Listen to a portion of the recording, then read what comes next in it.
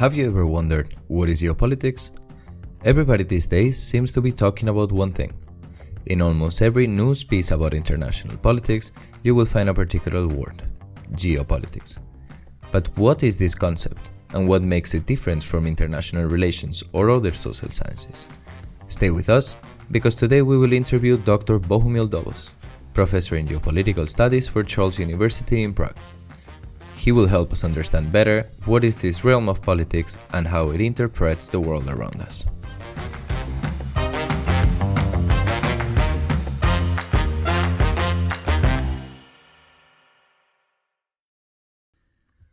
Welcome to a new episode of the Geopolitical People.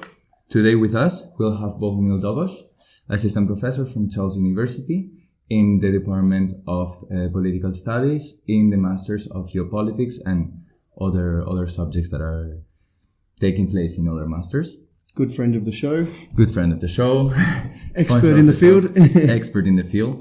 And today we will be talking about what is geopolitics, what does it represent in the world today, and how can we perceive it in the current struggles that are coming out in the international world. Yeah, so first of all, my first question, basically, a lot of my friends, when I tell them I'm doing a master's in geopolitics, they ask me, what is geopolitics? What makes it different from international relations, political science, anything like that? So first question, as easily as you can explain it, what is geopolitics? Thank you guys for inviting me. Thank you for running the show. Really glad that this is being up. And yeah, your question is pretty valid. This is something we encounter quite a lot, that people take geopolitics for anything that is happening in international relations. If you look at the media, if you look at the people who are not dealing with geopolitics, using the word geopolitics is usually a power competition, great power competition. But geopolitics, it's like the definition would be probably the understanding of political events in space, in geographic space. But this doesn't really tell us much. If you tell people you study politics and geography, it's pretty much useless for them. And so it's pretty useful to divide the topics. And first of all, it's definitely the classical. We look at how geography of some region affects the political events, which is like the classical approach. To that, we must add that it's not only about cartography, it's also about the distribution of the population, it's about the distribution of resources, infrastructure, because that affects the role of geography quite a lot. But we can also look at other aspects of how geography affects political events, and this is through our perceptions of geography, our understanding what the not only geographical features mean for our communities, for the states, but also about how we understand the population distribution, how we understand the role of resources, which can change quite a lot, which is also giving another angle to what we are studying. And what is making geopolitics different from political geography is that we look at it from a great power point of view. We usually look at it from the point of view of high politics, meaning how the power is being distributed, how geography affects the power projection capabilities, etc., of different actors. It doesn't really have to be only great powers, it doesn't have to be only states to speak of. So as far as I understand, what implies is that we have several actors, and those actors are in a power competition in all the time. And what we analyze is that power competition among them with everything that gives them that power. Is their territory, is their population, is their resources, is even the diplomatic power that they might have. Their connectivity, everything like that. Yeah, but we are not looking at it from, for example, legal point of view. We are not looking at it from the international organization point of view, like stuff like that. We can use it as limits that are followed by some actors and not followed by others. But we look at it from like the hard power perspective, from the material perspective. And the special focus is given on the geographical limits. That doesn't mean only cartography, that means demography, resources, etc. Could you put us one example right now with the war in Ukraine? Could you give us an example of how would geopolitics analyze the invasion? Definitely, there are different ways how we can look at it, and one that is very important for this is the role of perception of geography. As if we look at the western part of Russia and then Western Europe, it's a flatland basically. And we can see a different readings of this flatland by the different actors. So for Russia, it's perception of threat. You can be attacked from there, meaning that you want to secure a bridgehead ahead, which now affects Ukraine quite a lot because Ukraine is perceived as a threat because it's a flatland through which Moscow can be invaded. However, if you look at it from the other side, the same geography for Europeans mean a great opportunity. You have an opportunity to connect this large flatland, lots of population, and make economic benefits, make security benefits, without actually threatening anyone. It's not the goal. It's not even a possibility for the EU to threaten Russia at this point. However, the different readings of the space and the different ways how to integrate the space. From the Russian point of view, it's only about military. From the European point of view, it's primarily about economy, are mutually exclusive, and we can see this running up in Ukraine. This would be one way how to read it. Then we can look at it from a more military perspective, how the war goes on, but I'm not an expert in military, so I will not go into that. And we can use several other readings. Mm-hmm. Fantastic. I think that's a great indication of the different geopolitical domains that we have within the study of geopolitics. So do you want to briefly run through what the different domains are, how they affect the space differently, and their implications? Yeah, so far we have talked only about the land domain, which is the primary focus of the analysis, because logically people live on land, so this is the primary type of space we will be thinking about, with the distribution among basically mainly states or sometimes non-state actors when we go to different parts of the world than Europe or some parts of Asia. So this is the space that is affected by cartography, by the infrastructure as we know it, etc.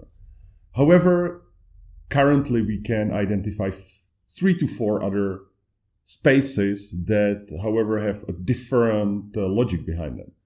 The first that what you sliced is sea, obviously, and we don't control sea. We control some choke points. We control some parts of the lines of the communication. And the understanding of the power distribution throughout the sea is completely different. It's about movement. It's about efficiency. It's not about territorial control, meaning that the geographic aspects we will be looking at are completely different than on land. You don't want to, and you cannot really control huge parts of the sea. You can control only several choke points, several key positions, and you usually control them from the land once again. Third, we can understand airspace as a different types of space, which also has its different logic, which shrinkens the globe, etc. Fourth, what we have utilized is outer space. We usually, when we look at the pictures of outer space, it's a blank vastness, right? But what is very interesting is that outer space has its own cartography, which is nonetheless not rooted in the aspects of the land. It's rooted in gravity.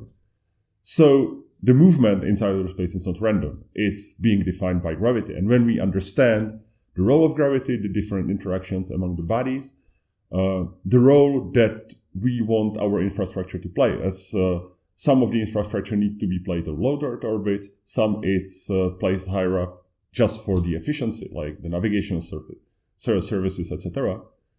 Then we can get a nice map of our space, which can be used in a similar way to land. And then, of course, we have cyberspace, which should have been this like non-geographic space that would universalize everything. But what we can see are 2 key points that are affecting geopolitics in cyberspace. First are the cables. You need a physical infrastructure to run internet, meaning that internet has its geographic logic. And second is the so-called sovereign internet that is being run up in places like Russia, like China, but also elsewhere, which also territorializes the internal working of internet. So we have these basically 5 domains which have a different logic behind them, but they all can be, to a certain degree, analyzed through the geopolitical lenses. May I ask you in that sense, because the 3 main domains that you were mentioning before, first land, sea, air, and then we go to space and cybersecurity. Those two last domains, I assume that they've been developed and they've been studied recently, maybe astropolitics before, but cyber politics definitely recently. How is the academia touching these issues, and how is the academia actually relating with the institutions and the people that then in the end have to take the decisions in this matter? So for cyber, this is not really a huge issue as far as I know. I'm not expert in cyber, but as far as I know, the geopolitical understanding of cyberspace is not really that prominent, given the fact that it's not really that strongly present in there. If we look at the different domains, the role of geopolitical analysis cyberspace would be the weakest by far, logic. For outer space, this is different. And we can see development of the academic writings on geopolitics and outer space, or so-called astropolitics, at least since the 1990s. And early on, the academic writings were underdeveloped, and this is logical. They were just the first studies. But if you look at the development of the field, let's say in the 2010s, 2020s, it's quite a huge amount of works we can work with.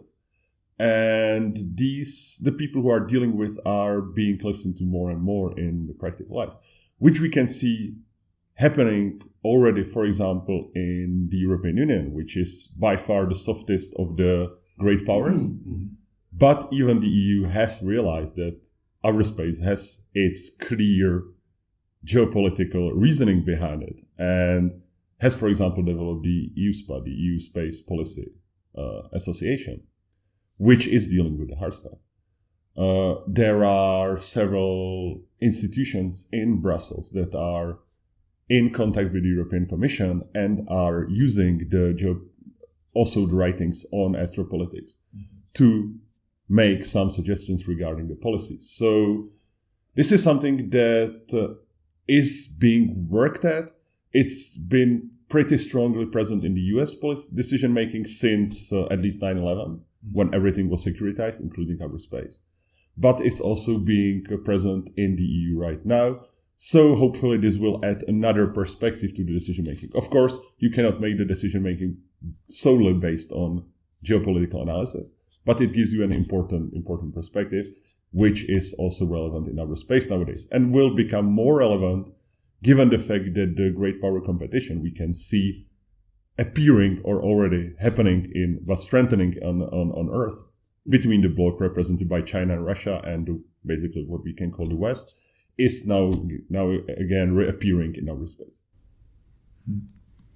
In that sense, because what you were mentioning before with outer space, it's not related to a geographical position, it's related to gravity and how does gravity interact with the Earth, and how do the instruments that we launch into the space interact with that gravity. And there is one line, basically, there's one point around around the Earth. There is a perfect spot to put satellites, as you were mentioning before. If I'm not wrong, that spot is closer to the equator. And there's these countries that are in this great power competition in the land domain and in the sea domain and in the air domain. They don't have that much proximity with the equator. How do you see that can develop? Having, as we were mentioning, this great power competition, looking for the best spot to launch their satellites or their orbital instruments. Basically speaking, there's no one perfect spot. It always depends on what you want your stuff to do. If we look at the orbital space, we need to look at the different orbits, because you cannot really maintain any equipment on a single spot, as you mentioned. This will be different, for example, with the lunar landing that is upcoming, when we will be dealing with a traditional cartography of the moon. But we can put it aside right now. For the great power competition, it always depends on your position on the ground, and it also always depends on what you need to do. An example of that, if you look at the global navigational systems, They are being developed right now by the US, by Russia, by the EU, and by China. And all of them are developed slightly differently. They are all on the medium Earth orbits, but on a slightly different height, so they don't interfere with each other. But if you look at the distribution of satellites, for example, Russia will have satellites that are more densely present over the Northern Pole, logically, because this is the area of interest for Russia. So if the ships are sailing the Arctic, they will be more likely to use GLONASS. However, if you are further to the south, GPS and especially Galileo are more precise. So it also depends on the fact what the country needs from the satellites. You have mentioned the geosynchronous orbit, which is located directly above the equator in one specific height. And this orbit is very important for the telecommunications because you then remain over one single region. So it's full packed because it's one single orbit. You cannot really change the height. On the lower Earth orbits, when you have, for example, photoreconnaissance satellite, if your orbital slot is full, you can either place the satellite elsewhere or you can put it to slightly different height. There is quite enough space so far. However, on geosynchronous orbit, you cannot do so. But this orbit is only important for telecommunication and for early warning systems right now. But it's being full. So it depends on what you need your satellites to do. And the great power competition might show up in the fact that once the instruments will not cooperate, you will need more instruments in outer space, or you can tamper with the other ones. You can tamper with the signals and stuff like that. So, yeah, the role of the orbital mechanics will take place, the role of the fact that you have only a limited amount of the slots will take place, but there is no one single most important orbit that we could identify. Mm-hmm. Right, I think that's a great introduction to like what astropolitics is and how space is a very important domain. Leaving behind the domains for a minute now, I would like to go back to sort of the idea of a state. So obviously with the traditional definition of a state, it needs to have a defined territory. And that's another hugely determinant factor, I think, in geopolitics is your territory that you have to control. And do you want to run us through some of the different ways that can affect the geopolitics of a region, their territory, including things such as non-state actors and ungoverned spaces and that sort of thing? Yeah. Problem with the state is that if you look at it from the, let's say, IR point of view, it's one unit, idealized unit, and then we look at the interaction. However, if you look at it from the point of view of geopolitics, we want to know how it runs in reality, how it's controlling its territory. And of course, the modern Westphalian state, as you correctly mentioned, is primarily defined by its territory. It has a stable, more or less stable border. And this institution of state should be the dominant institution throughout all of its territory, which we know is not the case everywhere. So when we talk about state, we cannot talk about a single type of actor. And in many parts of the world, institution of state is capable of controlling effectively only the area around large cities or its capital, or in case of Somalia, not even that. And at that point, it is useless to talk about the state as a unit as we see it on the political map, but as one of many actors that are competing over power projection on a certain territory. And the institution of state at that point would be, to one point, limited by its borders, because the non-state actors are usually not limited by the borders. They are not recognized.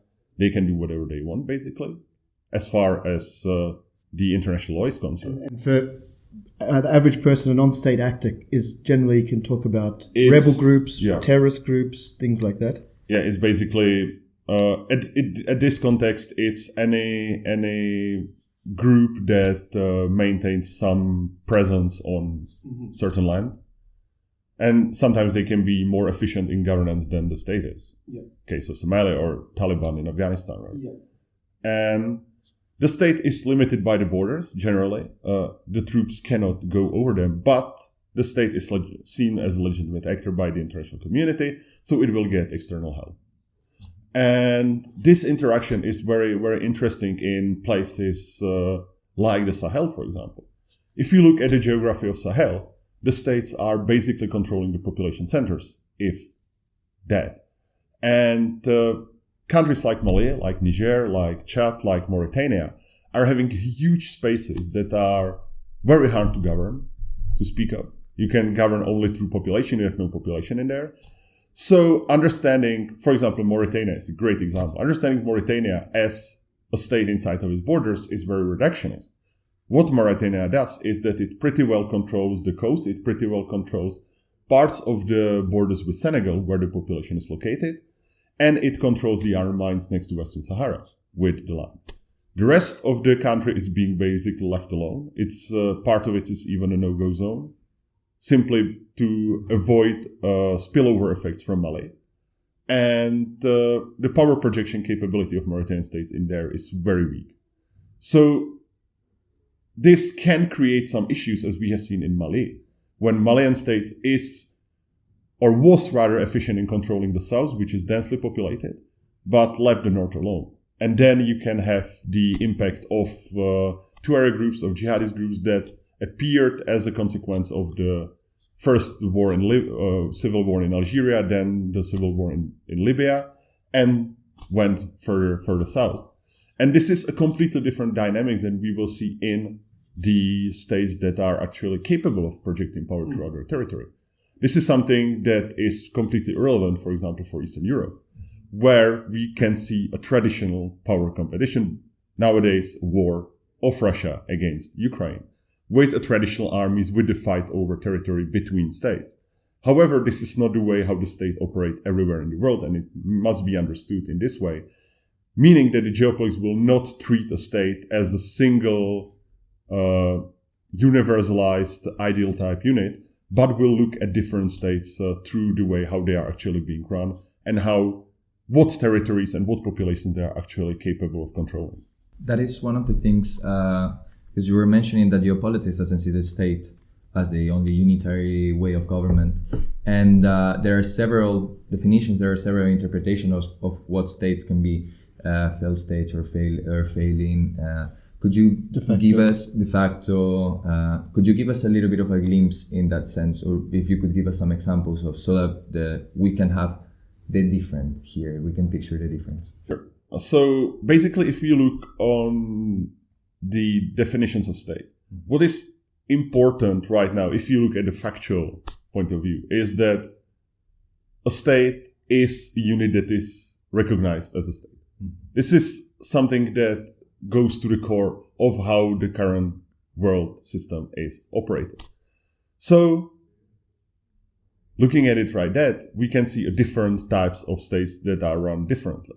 If you look at countries like Russia, like China, these are the traditional Westphalian actors. The authority of the central government is the primary one.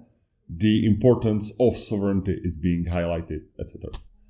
Then we can identify the so-called postmodern states. These states are still effective, but they have decided that it's much more efficient to connect with the rest of the world, which is something that came up basically as a consequence of the Second World War in Europe.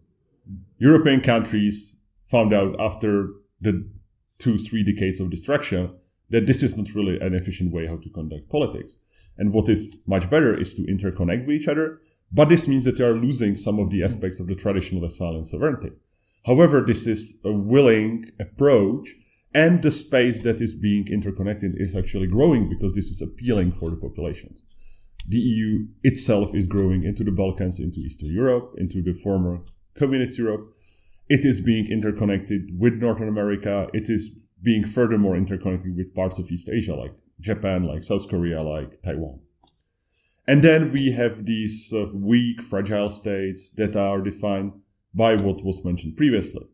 We have parts of the states that are being controlled by a government, but huge parts of the state that are either completely away from the control of the state or are controlled by the so-called neo-patrimonial networks, meaning that the person in power is having a personal deal with some local warlord, with some local elder, and pays him, is usually him, for loyalty. But this is not like an institutional setting. And then you have mentioned the idea of the de facto states or quasi-states. There is a huge and useless terminological debate about it. And these are entities that possess majority of the components we usually connect to the institution of state, meaning they are controlling to some degree majority of the territory they claim to. They have some governance, they have some population, etc., but are not being recognized, meaning they are not members of the United Nations. And examples of that would be Kosovo, which is a great example of basically a country that isn't recognized. It already had in the past over 100 recognitions. Now it's slightly below. We can look at Palestine, which is basically a similar example, but the role of Israel is much stronger than the role of Serbia in Kosovo. Then we can have some de facto states that are not having this level of recognition. Great example is Somaliland, which is having zero recognition, despite the fact that it operates like an basically efficient state given the context of Horn of Africa. We can see de facto states that are basically pretty much tied to some external actor, to some state that is supporting them, like the Turkish Republic of Northern Cyprus, or the post-Soviet unrecognized states like Abkhazia, South Ossetia, etc. No, Luhansk and Donetsk, the new one. Yeah. And well, thank you very much. I think we did have an overview of what geopolitics is and what it means. One of the purposes of this podcast and these interviews is also for prospective students or people that are finishing their studies to know how to get into this world, to know how to get inspiration in following their career. So we would like to ask you, how did you start? How did you end up here? How did you start?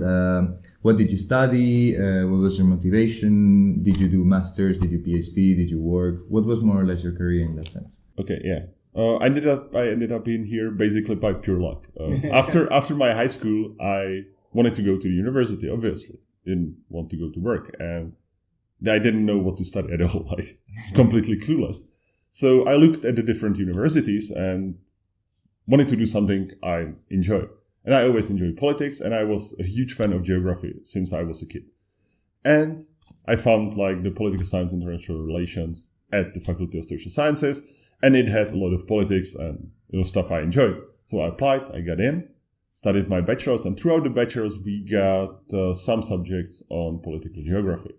First with sadly recently deceased Bořivo Hnízdo, who was teaching a subject on political geography itself, and then with Michal Romancov also from our program. And it was super fun, I super enjoyed it. So when I was deciding when to go for master's, there was this new program of geopolitical studies. So I applied. Plus, I was doing political science as well. And I super enjoyed geopolitical studies. It was great fun. And that said, on political science, I didn't really have to care about it. So for my master thesis, I picked the space topic because, a Star Wars fan. So I wanted to do something fun. If I failed, it doesn't really matter. So I prepared my master thesis on space, and it became a huge blast as well. So I got basically my two specializations, the New Middle Ages on GPS and outer space or astropolitics on political science. And then I applied for the PhD, and I continued doing New Middle Ages as my thesis and astropolitics as a side gig. And I got involved more with the GPS through teaching through my supervisor, Martin Riegel, who is also at the program nowadays. And next to that, I was offered a job at the Ministry of Defense, as there are a lot of people from our institute working there for logical reasons. We are dealing with the security. We are from Prague. It is a prestigious school. There's a lot of great people coming from the institute. So since then, for like 5 years, I was both first finishing my PhD and then working as an assistant professor at the institute and working at the Ministry of Defense, which is a great experience to have because you can get in touch with the real world, with the events from the other side. Academia. From the academia. And, but it was simply too much to have two jobs at once. So last year, I decided to quit the Ministry of Defense, and now I'm fully focused on the academic side of my work. Fantastic. Okay, from us. Yeah, I think that's it from us, and thank you very much for coming on. Thank you very much for having me. I'm sure we'll have you on again. The rest of the podcast. Yeah, I'm sure we'll have you on again on a specialized topics when we come to your specializations. And perfect. We look forward to it. Looking forward to it. Cheers. Wonderful. Thank you very much. And this was all for today. Stay tuned for next Geopolitical Pico interviews. Yeah, see you soon. Perfect. Nice.